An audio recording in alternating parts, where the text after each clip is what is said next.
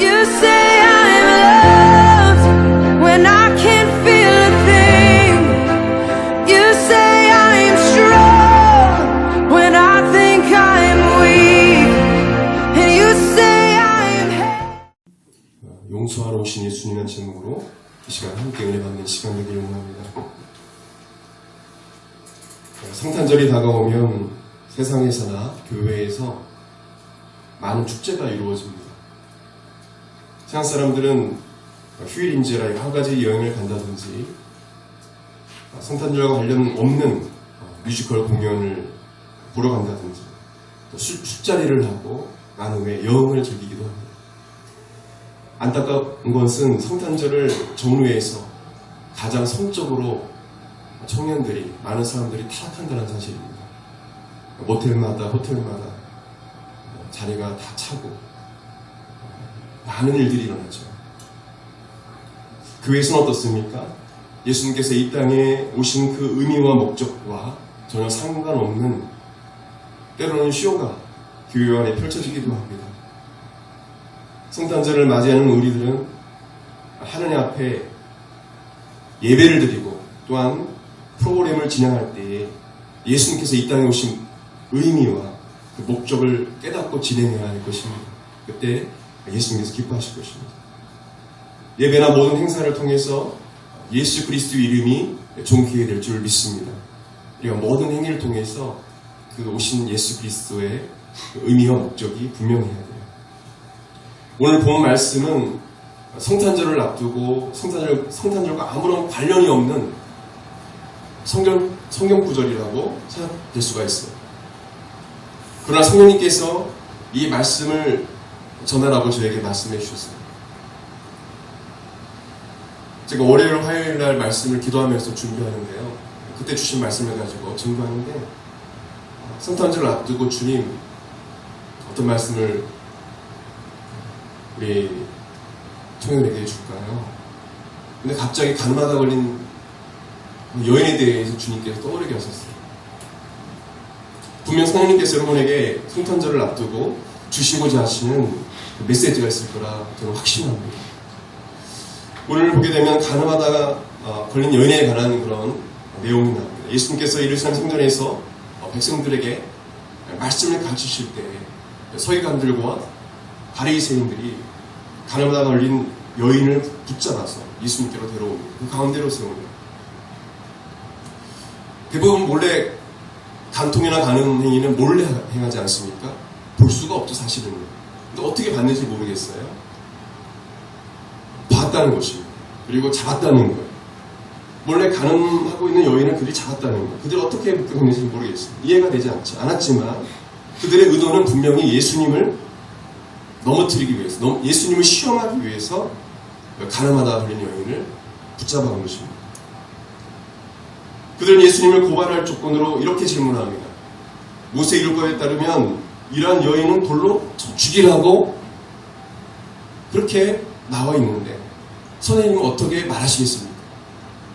레위기 20장 말씀과 신명기 22장 말씀에 그렇게 기록되어 있는데 예수님은 어떻게 하시겠습니까? 시험하는 거죠. 예수님은 그들에게 바로 대답하지 않으시고 몸을 굽히셔서 땅에 그들이 볼 수 있게, 다 볼 수 있게 글을 쓰기 시작하셨습니다.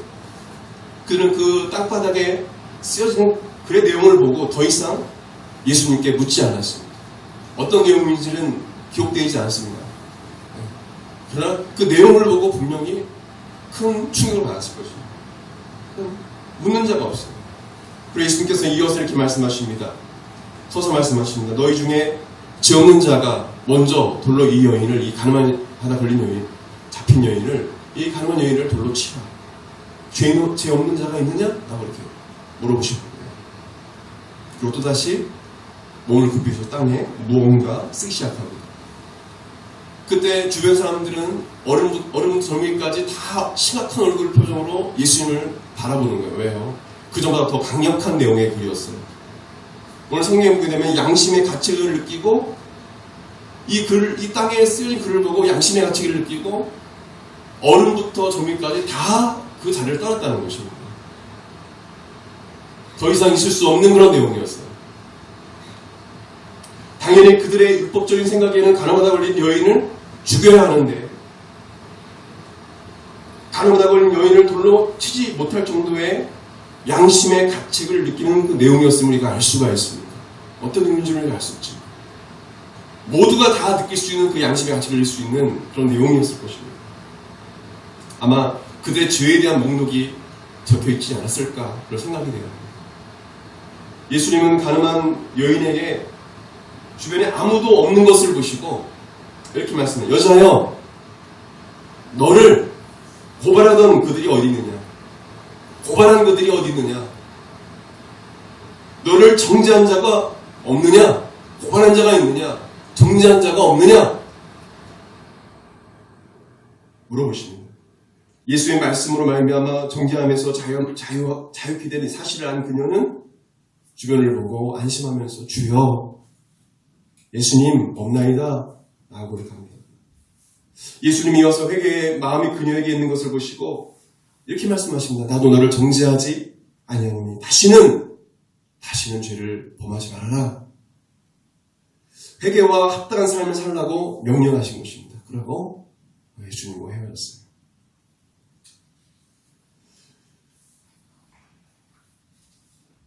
예수님은 이 사건을 통해서도 우리에게 말씀해 주신 것입니다. 가늠하다 걸린 여인이 바로 우리가 아닙니까? 사실 그렇지 않습니까? 벌레만 못한 죄인, 정말 하나님의 보게 될 수 없는 저희들을 구원해 주시고 마귀의 조롱과 손가락질 정죄 속에서 예수님께 직접 이 땅에 오셔서 저와 여러분의 죄를 대신하여 죽으심으로 죄값을 지불하시고 그 죄를 청산하시고 대신 다 막아주시고 대신 피를 흘려주시고 우리가 저를 말미암아 다 버림받아야 되는데 하나님 앞에 예수님이 친히 버림받으시고 예수님이 친히 음부로 내려가시고 예수님이 철저히 버림받으셨어요. 바로 저와 여러분을 구원하시기 위해서. 성탄절의 의미가 이런 의미가 아닐까요? 예수님께서 오신 목적, 바로 우리를 용서하시기 위해서. 저도 중학교 3학년 때 예수님을 만났어요. 그전에는 불교 신자였습니다. 중학교 3학년 때 예수님을 만났을 때 제 죄에 대해서 알게 되고 3시간 동안 펑펑 하나님 앞에 울었어요. 회개했습니다. 그때 예수님을 만났어요. 그전에 예수님이 있는지도 하나님 있는지도 잘 몰랐어요. 그냥 교회만 다녔지. 종교인이지. 불교도 갔다가 교회도 갔다가. 여러분, 예수님이 여러분의 죄를 용서해 주셨습니다. 그 용서의 은혜를 너무 잊지 마시길 바랍니다. 그 사실을 주님이 우리에게 전해주시는 것입니다. 예수님은 우리를 대신하여 죽기 위해 오셨어요. 요한복음 3장 16절 17절 이하 말씀 보게 되면 이렇게 잘못 못하 나오는데요. 같이 읽겠습니다. 시작. 하나님이 세상을 이처럼 사랑하사 독생자를 주셨으니 이는 그를 믿는 자마다 멸망하지 않고 영생을 얻게 하려 하십니다. 하나님이 그 아들을 세상에 보내신 것은 세상을 심판하시기 위해서 그로 말미암아 세상이 구원을 받게 하려 하십니다. 성경은 요한복음 3장 16절에 나와 있는 하나님이 세상을 이처럼 사랑하사 독생자를 주셨으니 이는 저를 믿는 자마다 멸망하지 않고 영생을 얻게 하려 하십니다. 이 말씀을 하고 있어요. 하나님께서 하나님이신 예수님이 이 땅에 인간으로 세상에 인간의 몸으로 그 몸을 있게 하시고 오게 하신 것 왜 보내셨을까요? 우리가 죄로 말미암아 멸망치 않고 구원을 받게 하시기 위해서 보냈다는 것입니다. 어떻게 우리를 죄에서 구원하셨습니까?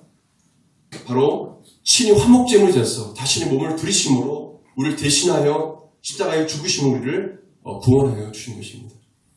예수님을 이 땅에 보내신 것은 사실은 하나님께서 예수님을 죽이시기 위해서 오신 거예요. 보내신 것입니다. 그래서 우리의 모든 죄 문제, 또 우리의 모든 죄를 청산케 하시기 위해서 보내신 것입니다.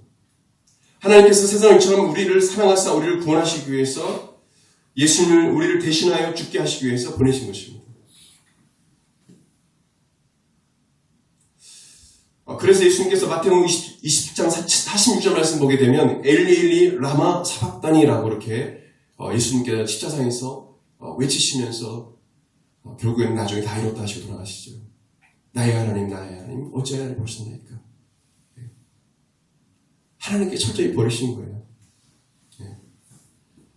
많은 사람들이 그 이스라엘 유대인들과 로마 병정들이 예수님을 죽였다고 생각하지만 사실 하나님께서 우리를 살리시기 위해서 그렇게 버리신 거예요. 그 고통을 당하게 하신 거죠. 하나님은 예수님을 3일 만에 다시 또한 부활하게 하셔서 우리에게 영원한 생명이 있음을 확실히 증거하셨습니다. 우리에게 부활의 생명이 있음을 부활의 첫 열매가 되셔서 친히 예수님께서 증거하셨어요. 할렐루야. 부활의 생명이 있음을 증거하셨어요. 마태복음 20장 28절 말씀 보면 더 성경하게 성경을 말합니다. 같이 읽겠습니다. 시작. 인자가 온 것은 성령을 받으려 하니 도리어 섬기려 하고 자기 목숨을 많은 사람의 대속물로 주려 하니. 자기 목숨을 많은 사람의 대속물로 죽으러 오신 거예요. 우리를 살리기 위해서. 빌립보서 2장 6절 8절에는요. 같이 읽겠습니다.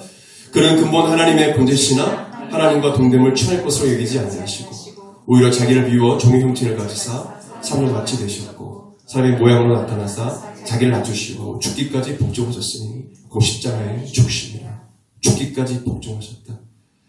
하나님 그 뜻, 그것이 무엇입니까? 바로 십자가의 죽음입니다. 그것에 예수님이 죽기까지 복종하셨다. 그리고 예수님 깠던 제들도 순종하여 십자가의 순교를 당했습니다. 마귀는 이런 사실을 알기 때문에 십자가 사건을 통해서 우리를 구원하시는 놀라운 하나님의 계획을 알기 때문에 마귀는 예수를 미리 이 땅에 아기 예수로 오실 때 미리 죽이기 위해서 예수님께서 이 땅에 인간의 몸을 입고 오실 때 끊임없이 많은 자들의 그 마음을 충동질해서 예수님을 죽이려 했습니다. 그 대표적인 인물이 헤롯 왕입니다. 헤롯 왕. 도마 박사들이 큰 별을 보고 와서 왕이 나섰다라고 선포할 때 헤롯 왕은 정말로 놀랬죠. 자기가 왕인데 무슨 왕이냐, 이스라엘 왕이 어디 있느냐. 처음에 놀랬지만 그 표정을 하지 않고 숨기고 도마 박사들에게 그 아기 예수를 보게 되면 나한테 있는 그 주소를 알려달라는 거죠. 그 위치를 나는 와서 알려달라. 나도 가서 경배하게 할 것이다라고 이야기해요. 사실은 뭐냐면 그 아기 예수님을 죽이기 위해서라는 거죠. 근데 도마 박사들이 선사들의 말을 듣고 오지 않아요. 이 헤롯 왕이 그것을 낌새를 채고 뭐냐면 그 주변 지역, 그 도마 박사들이 간 그 주변 지역, 그 때와 그 장소를 추측해서 주변에 2세 이하의 사내 아이들을 다 죽여버립니다. 짐승보다 못한 그런 짓을 한 거예요. 그런 악한 짓을 했어요. 이 당시 많은 이들이 예수님의 이 땅에 오심을 모를 때, 예수님의 이 땅에 오심을 모를 때, 예수님을 성령으로 잉태한 마리아와 그의 남편 요셉, 그리고 황금과 몰약과 유황을 가지고 아기 예수님께 나왔던 도마 박사들, 천사들의 소리를 듣고 나와서 경배했던 목자들, 그 목자들은 그 아기 예수님이 바로 메시아 그리스도임을 확실히 알았습니다. 그들은 확실히 알았어요. 그러나 많은 그 마귀의 충동을 당한 사람들은 그 아기 예수님을 죽이려 한 것이죠. 마국간에 그 냄새나는 그곳에 말 구유에 그 말 먹이통 아닙니까? 거기에 누이시는 예수님께 그 분이 누구라고 동방에서 사람들이 와서 보물을 가지고 와서 경배드리고 이 황금과 유황과 몰약 이런 것은 무엇을 의미합니까? 예수님이 왕이시다. 예수님을 죄에서 구원할 대상이 되신다. 그렇죠? 예수님이 선자시다. 그분이 말씀이시다. 그분이 진리시다. 선포하는 거 아니에요. 아기 예수인데 그 자체만으로도 뭐냐면 그 아기 예수님이 메시아임을 증거하고 있는 겁니다. 목자들이 경배하는 것도 그 경배하는 것을 통해서도 그 예수님이 메시아임을 알 수 있는 거예요. 그러나 끊임없이 죽이려 하자 하나님께서 마리아와 요셉 또한 아기 예수님을 보호해 주시죠. 천사를 통해서 알려주시고 또 피하게 하시고 그 아기 예수님을 양육할 수 있도록 보호해 주시죠. 예수님의 사역을 방해하고 미리 죽이려 여러 번 많은 사람들이 시도했습니다. 마귀는 그렇게 여러 사람을 통해서 시도했어요. 그러나 모두 실패로 돌아갔고 결국 예수님은 십자가에 달려 죽으심으로 또한 부활하심으로 마귀의 머리를 박살내고 승리하셨습니다. 할렐루야. 그래서 창세기 3장 15절 말씀에 이미 예언된 말씀이에요. He will crush your head라고 했습니다. crush, 으깨다라는 거, 머리 으깨다. 여자의 후손이 바로 예수님 말합니다. 여자의 후손이 그 배의 머리를 상하게 할 것이고 완전히 박살낸다는 것입니다. 예수님 십자가에 죽으심으로 완전히 마귀의 그런 권세와 모든 것들을 다 소멸하셨다는 것입니다. 여러분, 그렇기 때문에 우리가 담대해야 합니다. 세상에서 고통을 당하고 복음 전하는 것 때문에 고통을 당하고 예수 믿는 것 때문에 고통을 당하고 또한 예수 믿다가 질병 가운데 있을지라도 또 예수 믿다가 학업에 또 어려움이 있어도 여호수아 갈렙처럼 다니엘처럼 우리는 담대해요. 아멘? 우리는 이미 승리한 싸움을 싸우고 있기 때문에 마귀가 어떤 공격을 해와도 야 봐라 어떻게 예수 믿는 가정이 이러냐, 야 봐라 예수 믿는 너가 어떻게 이런 질병에 걸렸냐, 봐라 예수 믿는 너가 어떻게 이렇게 학업에 왜 이러냐, 여러 가지로 공격할 수가 있어요. 따라합시다. 나사 예수 그리스도 명으로 이 원수 마귀에 따라갈지어다. 승리했다. 담대하게 살아가는 거야. 하나님께 자족하면서 감사하면서 살아갈 때 마귀가 따라가게 되는 것입니다. 얘 안 되겠다. 얘 건들면 안 되겠다. 얘는 불평을 안 하네. 이스라엘 백성들은 불평 안 하네. 안 되겠다. 얘는 감사하네. 이래도 감사하네. 저래도 감사하네. 페이스풀. 하나님 신뢰하네. 야, 얘 다니엘 같다. 응? 요셉 같다. 안 되겠다. 그리고 떠나가는 것입니다. 요즘 교회 청년들이 많이 떠나요.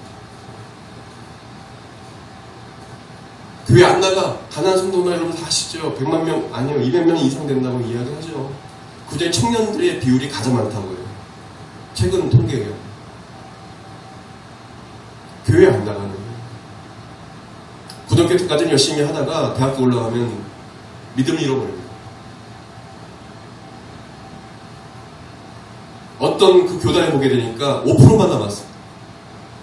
고등학교까지 시간생활하는 그 청소년들이 100%면 대학교 가서 교회 간 청년을 조사해보니까 5%밖에 안 남았어요. 이단들이 미호경이 악한 원수마귀가 도둑질하고 죽이고 멸망시키는 그 일을 하는 거예요. 여러분 깨어있으시길 바랍니다. 이 땅의 젊은이들을 위해서 기도해 주십시오. 여러분들 깨어있어야 합니다. 이미 우리 승리했어요. 그렇기 때문에 담대해야 합니다. 어떤 이유로? 마지막 세 번째로 우리가 알아야 될 말씀은 회개하는 심령을 예수님은 용서하신다는 거죠. 예수님이 이 땅에 우리의 죄를 용서하시러 오셨다는 거. 우리 그 메시지를 주님이 오늘 이 시간에 증거하려고 하시는 거예요. 용서하시기 위해서 오셨어요. 그리고 회개하는 심령을 주님은 기뻐하시고 용서하세요. 예수님이 이스라엘 땅에 오셔서 많은 율법학자들과 사람들을 정죄하고 죽일 때에 예수님은 죄인들에게 찾아오셔서 그들을 회개케 하시고 그들을 용서하시고 그들을 구원해 주셨어요. 또한 죄에서 구원뿐만 아니라 질병에서 죽음에서 구원해 주셨습니다. 고통스러운 그 삶에서도 구원해 주셨어요. 새 생명을 주셨어요. 전인적인 하나님 예수님께서 구원을 일으켜 주셨어요. 많은 사람들이 그들이 율법의 그 잣대로 많은 사람들을 돌로 쳐 죽이고요. 많은 사람을 정죄하고요. 많은 사람들을 왕따시키는 그때에 예수님은 오셔서 눈웃병자, 맹인들, 혈루증 걸린 여인들 다 외면하고 냄새난다고 외면하고 매국노라고 외면하고 자기는 의롭다라고 이야기하면서 많은 사람들을 정죄하고 죽이고 감옥에 가뒀어요. 그때 예수님은 그들을 위로하셨어요. 회개하는 심령을 받아주시고 그들을 용서해 주시고 구원해 주셨어요. 할렐루야. 구원의 역사를 주셨어요. 그래서 예수님이 이 땅에 오신 목적은 의인을 불러 오는 것이 아니라 죄인을 불러 회개시켜 구원하기 위해 오셨다고 말씀해 주셨어요. 시편 51편 17절 말씀 같이 읽겠습니다. 같이 시작. 하나님이 원하시는 제사는 상한 심령입니다. 주께서 겸손한 뒤치며 회개하는 마음을 없인 여기지 않을 것입니다. 리빙 바이블에서 번역한 내용인데요. 번역이 잘 되어 있었습니다. 예수님께서 원하시는 심령은 상한 심령이에요. 네. 죄를 지었을 때 나 죄 없어요 이런 사람 하나님 안 기뻐하세요. 죄를 지었을 때 정말 통회하고 자복하는 마음을 가지고 주님께 나오는 심령을 주님이 받아주시고 용서해 주신다는 것입니다. 용서해 주신다는 거예요. 몇 번을 회개해도 주님이 진정으로 회개한다면 받아주신다는 거죠. 레인 마태가 예수님의 부르심을 받아 모든 것을 버리고 예수님을 따르게 됐습니다. 이 마태도 세리장이에요. 삭개오 못지않게 높은 지위에 있는 사람이거든요. 예수님이 자신을 부르니까 너무도 기뻤습니다. 모든 것을 버리고 따랐습니다. 그 기뻐서 예수님을 위해서 큰 자질을 베풀었어요. 그 마태도 이 세리도 주변에 대부분 다 죄인들이에요. 세리들이에요. 그 당시에 세리들은 매국노란 그런 호칭을 받았어요. 창녀와 같은 그런 취급을 받았다고 이스라엘 역사를 보면 나와요. 창녀 같은 취급. 아예 취급을 안 했어요. 사람 취급을 안 했어요.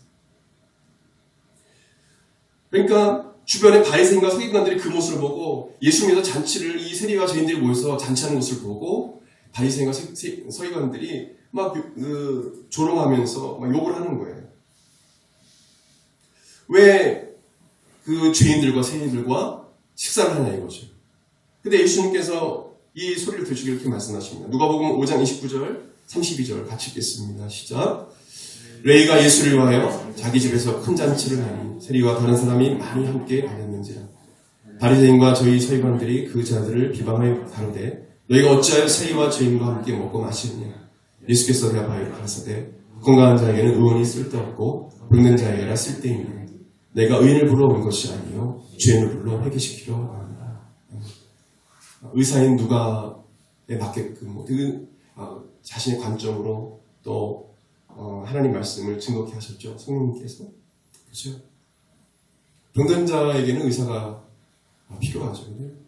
자기 병이 없다라는 사람은 의사 필요죠. 예, 병원에 갈 필요가 없죠. 안 가죠, 그런 사람들은. 나는 건강해. 예수님은 그런 자를 위해서 오시지 않아요. 그런 교만한 자를 위해서 오시지 않았다는 거죠. 나는 죄인입니다. 나는 죄인입니다. 고개를 들지 못하고 죄 용서해 주세요. 그런 자에게 그를 회개케 하고 구원하기 위해서 오셨다는 것입니다. 저를 따라서 외들이 원합니다. 주님, 저는 죄인입니다. 주님, 저는 죄인입니다. 네. 그 고백이 필요한 것입니다. 나는 죄인입니다. 주님. 예수님은 죄인을 위해 오셨고 그들로 죄를 회개하고 구원 받게 하시기 위해서 오셨다는 것이죠. 마태복음 18장 21절 이하에 베드로가 예수님께 자신만만한 모습으로 나와 이렇게 질문합니다. 내 형제 중 내게 범죄한 사람들이 있는데 예수님 제가 몇 번을 용서해 주면 되겠습니까? 한 7번 괜찮으시죠? 7번까지 제가 용서하겠습니다. 예수님 멋있죠? 7번 최고죠. 근데 예수님께서 이렇게 말씀하시죠. 마태복음 18장 12절에요. 같이 읽겠습니다. 시작. 예수께서 이르시되 내게 이르노니 7번뿐만 아니라 7번을 7번까지라도 할지니라. 용서하라는 것입니다.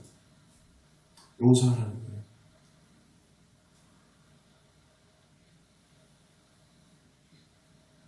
이 말씀을 듣고 많은 그리스도인들이 용서에 대한 또한 잘못된 생각을 가지고 형제가 죄를 늦추지 않던 악한 죄를 짓던 무조건 용서하는 것이 진짜 용서라고 또 생각하기도 그렇게 해석하기도 합니다. 그러나 이 구조가 평행 구조를 이루고 있는 누가복음을 통해서 예수님께서 베드로에게 하신 말씀의 의미를 우리가 알 수 있어요.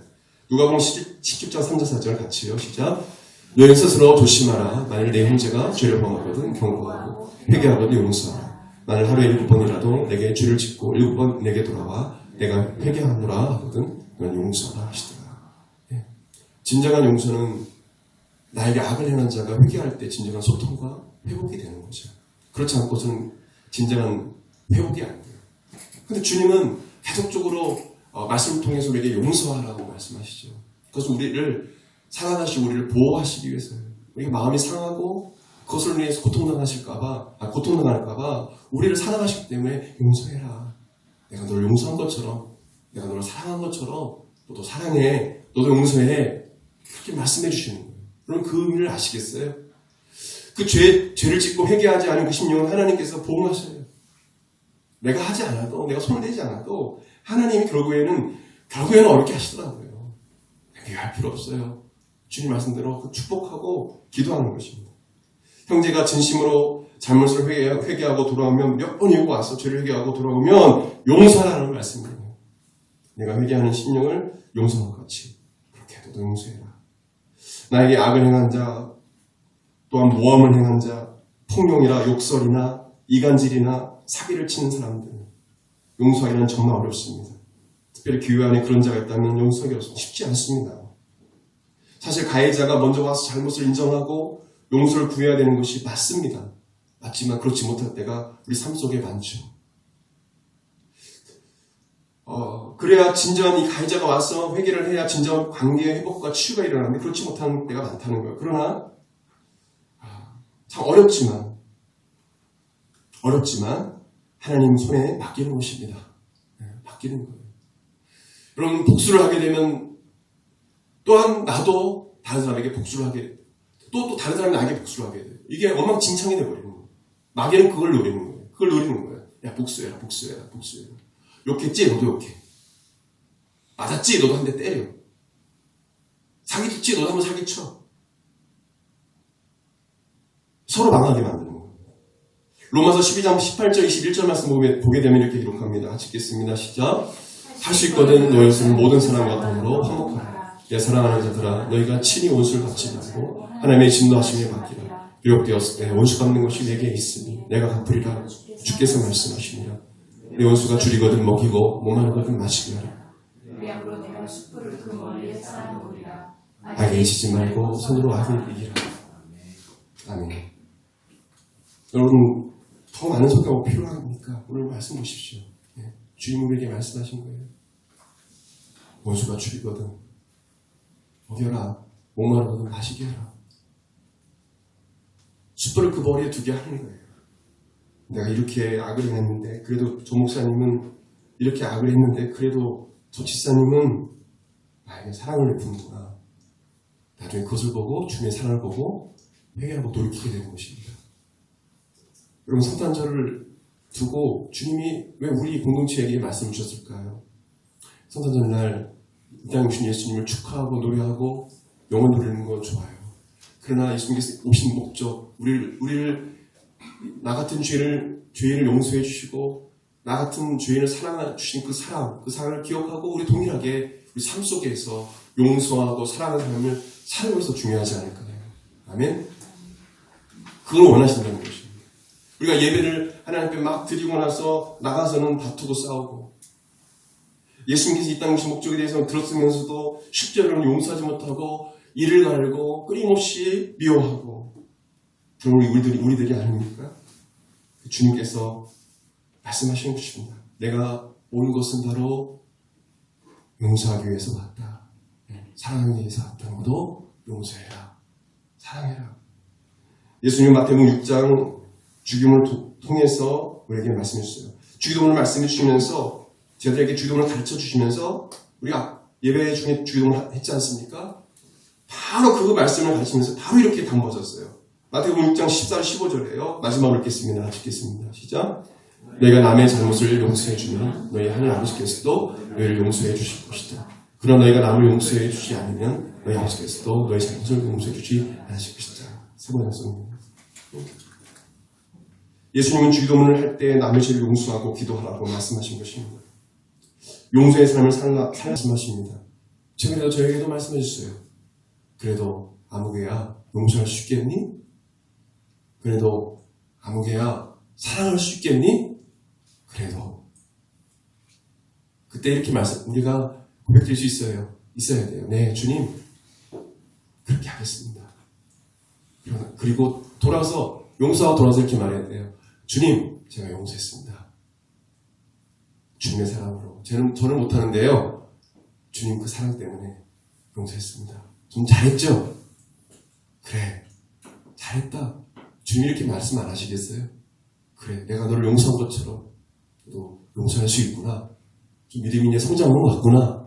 그 정도 다윗도 성장했구나. 기뻐하실 거예요.